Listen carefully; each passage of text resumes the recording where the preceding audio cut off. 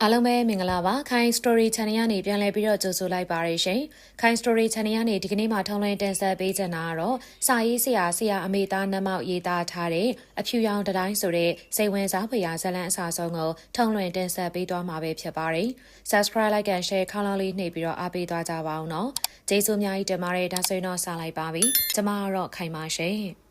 ်မပူညီးဖေဘလို့နေတော့တက်တာရဲ့လားမျက်လုံးတွေမဖွင့်ချင်တာကြောင့်မေးစင်းထားတော်လေးပဲအတန်ကိုကြားနေရပါတယ်။ကျန်ကင်းကတကြွေကြွေနဲ့ညာတန်ပေးနေတာထရန်ကြားကဝင်လာတဲ့လေကိုတောင်မှအေးလာတယ်လို့ခံစားနေရတယ်။ခြုံထားတဲ့ဆောင်ကိုတင်းကျပ်စွာဆွဲကန်းလိုက်ပြီးဒူးနှစ်ဖက်ကို꿰ထားလိုက်တော့တာ။နှွေးထွေးမလာခဲ့ပါကြ။အေးနေစေပါပဲ။ဆေးတော့ထိုးထားတဲ့အကြီးရဲ့တတ်တာမှာပါ။ရင်နှွေးလေးတောက်ပါအောင်အကြီးရဲ့သူ့နားမှာရှိတဲ့ရင်နှွေးချမ်းအိုးကိုမအေးရီဘက်ကိုရွှေ့ပေးနေတန်ကြားရပါတော့တယ်။ဘယ်သူဘယ်ဝါဆိုတာမမြင်ရပေမဲ့အတန်ကြားရုံနဲ့သူသိတာပေါ့ရွာထဲမှာအင်ဂျီအဖြစ်များများဆာဆာရှိတာမှမဟုတ်တာပဲဟုတ်ပြီးတော့ဖျားဟင်နာရဲ့ဖြစ်ပြီးဆိုရင်တော့အဦးဆုံးရောက်လာတတ်တာကမအေးကြီးပဲဖြစ်ပြီးတယ်သူဖျားနာချိန်မှမဟုတ်ပါဘူးရွာရဲကဘသူပဲနာမကျန်းဖြစ်ဖြစ်မအေးကြီးကလူမမာမေးရောက်လာတတ်စမြဲပဲဘလို့ဖြစ်တော့အကောင်းကြီးကနေမပြောချင်ပါဘူးအေးရဲ့ညမိုးရွာကြီးမှာဖားကောက်ထွက်သွားတာလေမိုးမိပြီးတော့မနဲ့ကြဖျားပါလိရောကျုပ်ကမသွားပါနဲ့လို့တားပါသေးတယ်တော့အဖေကတားမရဘူးအရေးမသိလို့အဖေကအေးတန်ခံနိုင်တာမဟုတ်ဘူးတော့မကျေနပ်တန်ဆွနေတဲ့သမီးရဲ့စကားတွေကသူ့ရဲ့ရင်ကိုလာဆူရတာပေါ့ငယ်ကလေးကနည်းနည်းလေးမျှအေးလာပြီဆိုရင်ချောင်းလေးတဟို့ဟို့ဖြစ်တတ်တဲ့သူအေးတန်မခံနိုင်တာတွေကိုသိပါတယ်သိတဲ့အတိုင်းလဲစင်ကြံပါတယ်သို့တော့အေးကျမ်းမာကြီးအဓိကပဲခရုဆိုင်အောင်ရောအေးညီဖေအတွက်ယူလာခဲ့တာကတွင်းလေးကောင်းအောင်လို့ချင်းစက်လေးပြုတ်တိုက်ကျမ်းမာကြီးအဓိကဆိုတဲ့စကားတွေကိုကြတော့သူ့ရဲ့ချမ်းမီသွားတော့တာပေါ့မအေးကြီးတို့အတွက်ကတော့အဲ့ဒီစကားကမှန်ပါလိမ့်မယ်ဝမ်းရီကကျမ်းမာကြီးထက်ရှေ့ရောက်နေတဲ့သူ့အတွက်ကတော့အဲ့ဒီစကားတွေကရာနှုန်းပြည့်မမှန်ဘူးလို့သူထင်တာပေါ့လေသူ့ရဲ့ဘဝကဝမ်းဝါဖို့ကျမ်းမာကြီးကိုလိလူရှုထားတဲ့ဘဝမျိုးလဲမရှိရာမရှိရာသီချိန်ကိုလိုက်ပြီးလောက်ကင်စားတောင်းနေရတဲ့သူပေါင်းထုံနှမ်းနှုတ်လဲထုံကောက်ဆိုင်လာခေါ်သမျှသူတွေကိုသူမျောလဲနေရတဲ့သူသမီးတယောက်သားတယောက်နဲ့ပါဇက်ပေါက်၃ပေါက်ကိုအလင်းမီနိုင်စေဖို့အတွက်အာကုသို့အလုံးမန်းသိပေမဲ့လည်းဖားကောက်ပြီးတော့ရောင်းနေရတဲ့သူသမီးကြီးကအရွယ်ရောက်လို့အာကိုနေရပြီဖြစ်ပေမဲ့တားငယ်ရလူမမယ်လေးစော်လိုကောင်းစားလိုကောင်းအိတ်လိုကောင်းတို့အရွယ်ပဲရှိသေးတာအသက်နဲ့အလဲထဲလို့ပြီးတားငယ်ကိုလူဘဝနဲ့ရအောင်ခေါ်ဆောင်ပေးခဲ့တဲ့သွားလေသူမိတင်များကိုကံကောင်းလာတယ်လို့တခါတလေအတွေ့ရောက်မိတော့တာပေါ့အထူးသဖြင့်အလောက်ကင်ရှားပါပြီးတော့ရှာရဖွေရခက်ခဲတဲ့အခါမျိုးမှာပေါ့လေနှစ်ဖူးကချွေးစားတွေလားဆိုတာတွေကိုတတိထားမိတယ်ချွေးထွန်းရင်နေကောင်းမယ်လို့ဆရာပြောသွားခဲ့တာပဲအဲ့လိုဆိုရင်သူနေကောင်းတော့မှာပေါ့သူမြန်မြန်နေကောင်းချင်ပြီးမြန်မြန်နေကောင်းမှဖြစ်လိမ့်မယ်အဲ့ရတဲ့ကြာကြာလှဲနေလို့မဖြစ်ဘူးစားရည်တောက်ရသူလှဲနေသည်မှာညတာမှမဟုတ်ဘူးလေဟဲထုံးစိန်ကြီးဘလို့နေသေးတော့ဟာတယောက်ပြီးတယောက်အိမ်မော်တက်လာကြတာသမီးရအေကန်စကားဆိုတယ်အေးတံမခံနိုင်မဲနဲ့မိုးရွာတဲ့ထွက်သွားတဲ့သူ့ကိုမချီတင်ငယ်ဖွေးဟာပြောတော့တာပေါ့သမီးစကားအလေးနဲ့ထားနားထောင်ပြီးအားပေးစကားပြောပြီးပြီဆိုရင်တော့ကြာကြာထိုင်မနေကြတော့ပါကြလှည့်ပြန်ကြပါတော့တယ်သူတို့ရဲ့အိမ်လုံးတွေရရှိသေးတယ်မလားသူကတော့ဆောင်ပုံနေရမထွက်ချွေးများများထွက်စီလေးဖို့အတွက်ဖြစ်ပြီးတယ်တယောက်ပြီးတယောက်ပြန်သွားကြလျာလူဆဲသွားခဲ့ပြီးသူ့ရဲ့မျက်နှာမှာဆောင်းကိုခွာလိုက်တယ်နည်းနည်းလန်းသွားတယ်လို့ခံစားလိုက်ရပြီ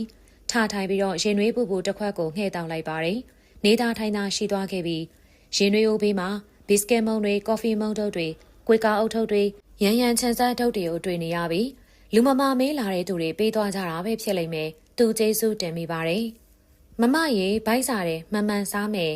။လူမရောက်ခင်အတန်ကရောက်လာခဲ့လေပြီ။ဟဲ့ဘယ်ချိန်ရှိသေးလို့တော့ဒီမှာချက်ဖို့ပြုတ်ဖို့တော့မပြင်ရသေးဘူးတကယ်ပဲ။လူလေးအဖေစီလားဒီမှာမုံလာစားမမချက်ပြီးမှထမင်းစားနော်လူလေးကလိမ့်မာပါတယ်ကွယ်လာမုံတုပ်တွေမြင်တော့တားငယ်မျက်နှာဝင်းပါသွားလိပြီသူ့နောက်လာထိုင်နေသူ့မုံတထုပ်ကိုဖောက်ပေးလိုက်တော့တာရင်နွေးပူပူတစ်ခွက်ကိုငှဲ့ပေးလိုက်တော့တားငယ်ကဘီစကက်မုံချက်လေးတွေကိုရင်နွေးနဲ့တူစားနေလေတယ်သမီးရေညီမောင်လေးကိုကွေကောက်တထုပ်လောက်ဖြော်ပေးလိုက်ပါဟာဟဲ့လူမမာအတွက်လာပေးသွားကြတာ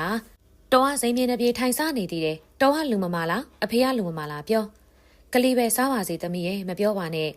သမီးရဲ့မျက်စောင်းတစ်ချမ်းတားငယ်ထံကိုလွှင့်ထွက်သွားလိပြီတားငယ်ကတော့မုံစားမပြတ်ပါဘူးလေသမီးကတော့ကွေကောက်တထုပ်ကိုစောင့်ငါအောင်ငါယူပြီးတော့ဖြော်ပေးတယ် တားငယ်ကမုံချက်လေးတွေကိုရေနွေးနဲ့တူမစားတော့ပါခွေးကအောင်နဲ့တူစားတယ်တောက်လဲတောက်တယ်တားငယ်ကိုကြည့်ပြီးသူ့ပိုက်တောင်ပြေးသွားသလိုခံစားရတော့တာပေါ့တားငယ်ကနောက်ဆုံးဘီစကစ်မုံချက်လေးတစ်ချက်သာကြံတော့တဲ့ချိန်မှာဟဟပပမစားတော့ပါနည်းနည်းချင်းဖဲ့ကရွဲကစားနေတာကိုတွေ့ရပါတော့တယ်ဘာဖြစ်လို့တော့လူလေးရဲ့စားမကောင်းလို့လားတားငယ်ကသူ့ကိုတစ်ချက်မော့ကြည့်လိုက်ပြီးတော့ကုံသွားမှကြောက်လို့သူ့ရင်ထဲမှာနေရနေဖြစ်သွားရတော့တာပေါ့နေကောင်းကစားဆိုပြီးတော့သူနားမနေနိုင်ပါဘူးမအေးကြီးကနှမ်းကျဲဖို့ခေါ်ထားတဲ့အတွက်ကြောင့်မနက်လင်းချက်တွန်တန်ကြပြီဆိုတာနဲ့အိယာကနေထားကမအေးကြီးအိမ်ဘက်ကိုထွက်လာခဲ့လိုက်ပါတော့တယ်ကိုဘမောင်ကတော့အရန်တဲ့နွားစာကျွေးနေတာကိုတွေ့ရပြီးကိုဘမောင်နဲ့ရင်နွေးချမ်းခဏတောက်ဖြစ်တယ်နွားတွေဗိုက်ပြေးလောက်တဲ့အချိန်ကြာမှထုံနှစ်ရှင်းကောက်ပြီးတော့ကိုဘမောင်နဲ့ထွက်ခဲ့တော့တာတရွာလုံးခလောက်တန်တညံညံနဲ့စူညံသွားတော့တယ်မိုးတကြောင့်မြေသားရနံ့တွေကတန်ပြန်လျက်ရှိနေတာလေကွင်းနေတဲ့ဖျက်ရတာနဲ့ဖနက်ကိုချုပ်ကန်ရတော့တယ်ပစိုးကိုဒူးထီပြင်ဝင်ရပြီကိုဘမောင်ကလေးလေးတချွန်ချွန်နဲ့တက်ကြွလျက်ရှိနေတာဟိုတကွက်ဒီတကွက်စီရထွက်ပေါ်လာတဲ့ဖောင်းဟော်တန်တွေကမိုးရသည်ကိုပို့ပြီးတော့ပြည်ပြင်းစေတယ်ဒီထေကြီးကတော့ထုံမောင်းပြီးတော့ကျိတ်ရင်ကိုရနေပါပြီဗျာထဲထိုးစရာမလိုပါဘူးလေပခုံးကလွယ်အိတ်ကိုချိုးပြီးလဲကတဲ့မှာရှိတဲ့တပုတ်ပင်ရိမ်မှာထားလိုက်ပါတယ်ပစိုးကိုခတ်တူတူပြင်းဝန်းလိုက်တယ်ကိုဘမောင်စီရရေဘူးကိုတောင်းပြီးတကြိုက်တောင်းလိုက်ပါတော့တယ်ကျုံလဲထုံမောင်းပြီးပဲကျဲကျင်တာအေးကြီးကလက်မခံဘူးလေအလကအပြစ်မကြီးစမ်းပါနဲ့တဲ့ထဲထိုးပြီးပဲကျဲတဲ့ကဲကျုပ်ပဲဆက်တိုးပြီးတော့ပြောဝင်မတော့မြကိုဘမောင်ကဦးဆောင်ပြီးထဲတကွင်းစာစပြီးတော့မောင်းလိတယ်သူကကိုဘမောင်နောက်ခက်ခွာခွာကလိုက်ရပြီပြီးခဲ့တဲ့မိုးနောင်ပိုင်းကထဲဘဏ္ဍကျောင်းတော်မောင်းထားတယ်လည်းမသိပ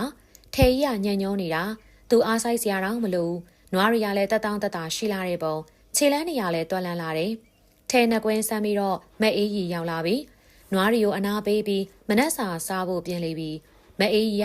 ကတပုတ်ပင်ရိတ်ကနေပစိုးစားကိုခင်းပြီးတော့ထမင်းတုပ်ကိုဖွင့်နေတာဟင်းရနံတွေကဝမ်းပိုက်ကိုတကွေကွေမိလာစေတော့တာပေါ့သူထိုင်လိုက်တာနဲ့ပြေးမောင်းနေတဲ့ထမင်းစလုံးကသူ့ရှိမှအစင်းတဲ့မအေးကြီးကလက်ဆေးစလုံးကမ်းပေးလေတော့တယ်ကိုထိုးစိန်စားနော်အမနာနဲ့စားမကျုပ်ကဘယ်တော့မှအာနာဘူးလို့တော့မြရဲမိကြတော့တာပေါ့လေသူ့ရဲ့ထမင်းပကံနဲ့ချင်မောင်ဟင်းရစမ်းလိုက်တယ်ငေဦးတီးတောင်တစွန်းထည့်ပြီးတော့မှွေလိုက်တယ်ပြီးတော့ခေါင်းမပေါ်စတန်းလွေးတော့တာပေါ့ကိုဘမောင်ကစီနဲ့နေအောင်ကြော်ထားတဲ့ကြက်သားတုံးသူ့ရဲ့ထမင်းစလုံးတွေကိုထည့်ပေးတာကြက်သားတွေထဲမစားလို့ဆိုပြီးသူ့ကိုစိတ်ဆိုးတဲ့အောင်ပြောသေးတယ်သူပြုံးဖြည်းဖြည်းနဲ့ကြက်သားတကိုက်ကြိုက်ပြရသေးတာအရသာရှိလိုက်တဲ့ဖြစ်ချေချင်မောင်ဟင်းငပီတောင်းနဲ့သာနှစ်ပါးသွားနေရမယ်တားနဲ့သမီးကိုသူသတိရလိုက်ပြီသူစိတ်မကောင်းပါဘူးအသားဟင်းဆိုရင်တော့သူကောက်လို့ရတဲ့ဖားလီကိုပင်ရောင်းလို့ကြံငါးမှစားခွင့်ရတဲ့ဘဝဖြစ်နိုင်ရင်မအေးစီကကြက်သားဟင်းတပကံတောင်းပြီးတားနဲ့သမီးတွေယူသွားချင်မိတယ်သူ့ဘက်ကတဖြည်းဖြည်းနဲ့တင်းကားလာခဲ့ပြီဆက်ပြီးတော့မစားချင်တော့ဘူးလက်ဆေးပြီးတော့ရေတစိုက်တောက်လိုက်ပါတော့တယ်ကိုထွန်းစိန်အချိုလေးလဲတဲုံလေ